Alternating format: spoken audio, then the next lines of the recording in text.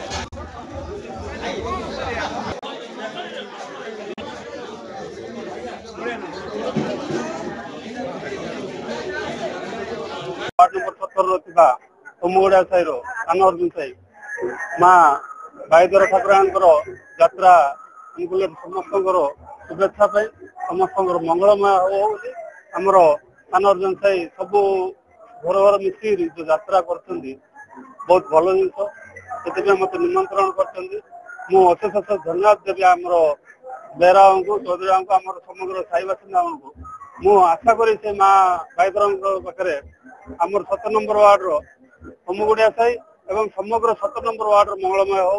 ब्रह्मपुर बुढ़ी ठाकुराणी जो नीति नियम अच्छी आज कि 166 वर्ष आरंभ है आज पर्यंत आमर मूल पीठ है गंजा से आम समस्त आसी ये पातुरापेटा साई आमर श्री श्री माँ बाईधर ठाकुराणी मंदिर स्थापित हो आम माँ आज्ञामाल नहीं आम साई हुमागुड़िया साई पंचायत पूरा पालन कर 3 दिन यात्रा आम कर।